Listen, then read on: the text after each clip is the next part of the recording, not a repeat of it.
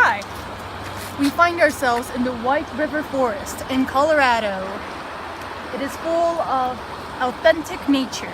You can see a lot of aspen trees, birch trees, pine trees, anything that you need to make the most authentic of natures. And for this video, as you might have probably guessed, I will be discussing nature. So follow me as I say at least 30 times the word nature to the point where you can make a drinking game out of it.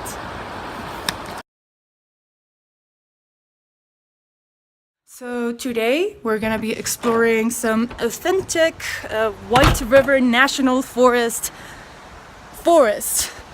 which is located right outside the house that I'm staying at.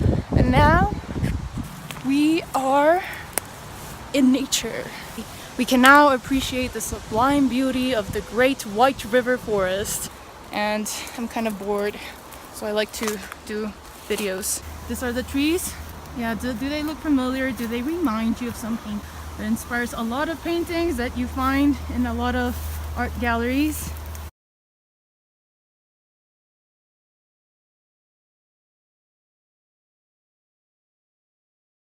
We don't view nature as us being a part of, but as something that has to be controlled, subjugated.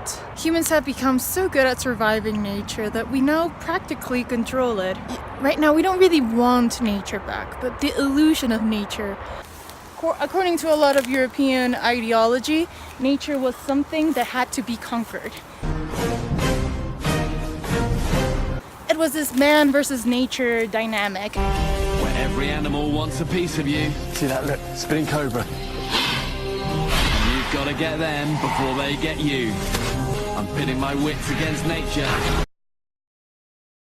A natureza, ele dá de graça. A natureza não vai pedir dinheiro, não. A natureza só pede de nós defender ele. It was either Aristotle, Socrates, or Plato, one of those guys that claims that nature exists for the purpose of serving mankind.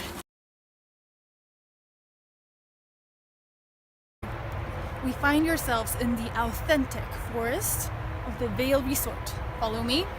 There's a lot of exotic flora to be found. Look at this. This is the great sock tree. Its fruits can be worn by human beings. So it's like the perfect nature. And basically we're not supposed to interact and live with nature. The goal is to turn it into man-made territory, as in subjugate nature. And in very generalized terms, people who lived with the forest, they weren't trying to change it. Yobinje, for example, they ascribe a certain personhood to all the elements, to all the figures in the forest. You can call this tree trunk, for example, a trunk person. You can call this leaf a leaf person. And you can call this rock. I can't find a rock now. I don't know if this is too big to be a rock and too small to be a boulder, but you know, it's like a mineral of some kind and it has like really cool orangey stuff. This can be orangey stuff person.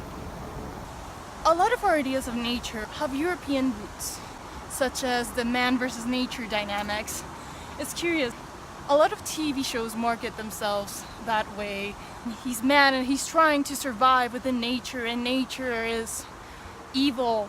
Chaos reigns.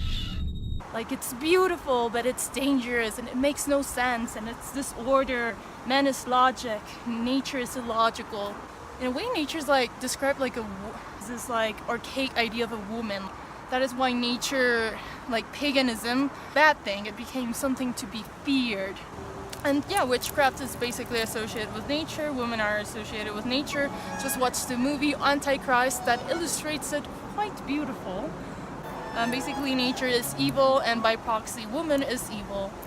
Nature in general can be viewed as the decline of an idea of itself.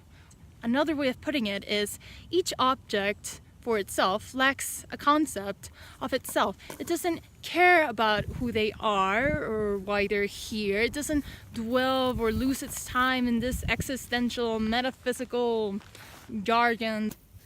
It doesn't care. This ladybug doesn't care about you. If you're from modern secular society, you're not born in nature. It is more like you choose to enter nature, come into nature, be in contact with nature. So you can live your entire life in a city without knowing about it. Food and resources don't even come from nature. They come from man-made structures. You can grow food indoors now, like the vertical farming industry, and we use pink light to grow our plants. We don't even need sunlight anymore. Now we have the luxury to just visit it and exit it whenever we feel like. Now we are in a garden. Gardens can be considered the ultimate form of the subjugation of plant life. Even when it's trying to look naturalistic, everything is highly intentional in a garden, or at least the well-maintained gardens. Because at the end of the day, the boundaries between what is nature and what is not is clearly laid out. Like at the other side of the street, like basically a straight line, nature begins. And even in like gardens, like there's very clear lines. Like it's not like grass mixed with concrete. It's still expressed in a more binary kind of logic. We have come to the point where we control how we interact with nature and what we want from nature. We can get rid of elements that we don't like anymore from nature. For example, we like mountain lions, but we don't like the teeth and killing us part. So we make man-made mountain lions, such as this one. Sculpture is basically our medium, our way of manifesting our utopian ideas of nature, as in something that we can appreciate without fearing any, killing part, predation. Here, the benevolent man offers food to nature, and nature is really thankful that man is not killing it. And besides this beautiful sculpture, we have another wonderful sculpture. We have this Native American of some tribe that I don't know about. Because Native people are nature.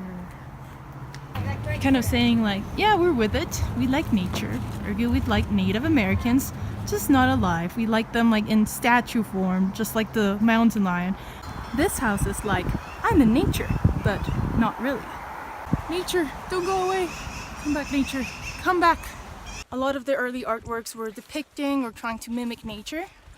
For example, the cave paintings. Later on, like as realistic as possible, almost as if the painting were a window into nature itself. And eventually, as humans started to develop a bit of an ego, we wanted to separate ourselves from nature. We wanted to produce artwork that isn't bound by the rules of nature. That's why you get a lot of abstract expressionist art that's not trying to reference something. And by separating itself from nature, one could argue that it was trying to separate itself from God. The Garden of Eden used to be a place, a paradise, where man didn't have to work for things. The moment that Adam bit into the apple, it became man's first challenge against God. It was a moment when man acquired knowledge. Hence, he acquired the ability to make art. And from there on, there was this constant power play between nature and man. Do you consider outer space to be nature? No, not really. Okay, so aliens cannot be nature. I don't think so. What is nature to you? Just nature. What is nature to you? Oh no, I don't have time for this right now. But you work in nature. What do you consider more structured? Man-made objects or nature itself? Nature. Nature. If you're walking on a man-made path, do you consider yourself to be a part of nature or simply gazing at nature through the comforts of a man-made structure? The latter. My question is, when does something stop being natural?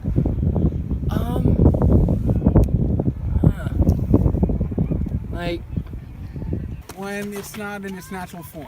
When it's man-made. When it's man-made, I guess. Well, like, what do you mean natural?